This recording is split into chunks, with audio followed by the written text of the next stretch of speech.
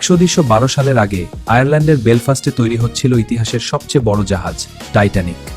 ১০ April ১৯১২ Southampton বন্দর থেকে new ইয়র্কের উদ্দেশ্যে যাত্রা শুরু করে টাইটানিক।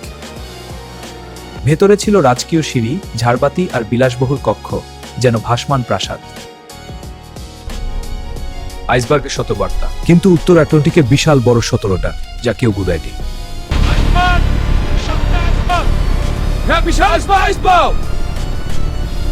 চেষ্টা করা হয়েছিল ঘোরাতে, কিন্তু ততক্ষণে দেরি হয়ে গেছে।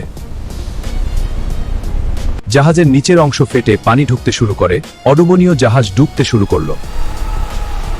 নারী ও শিশুদের আগে লাইফ বোটে তোলা হয়, কিন্তু লাইফ বোট ছিল খুবই কম। সঙ্গীত শিল্পীরা শেষ মুহূর্ত পর্যন্ত সুর বাজিয়ে যান, ভয়কে ঢাকতে। ২৫ এপ্রিল রাত ২:২০ টাইটানিক দুই টুকরো হয়ে সমুদ্রে ডুবে যায়। বরফ ঠান্ডা পানিতে হাজারো মানুষ লড়াই করছিল বাঁচার জন্য। কিছুক্ষণ পর পৌঁছে যায় উদ্ধারকারী জাহাজ কার্পাথিয়া। প্রায় ৭০০ জনকে বাঁচানো হয়। টাইটানিক শুধু একটি জাহাজ নয়, এটি ইতিহাসের সবচেয়ে মর্মান্তিক শিক্ষা।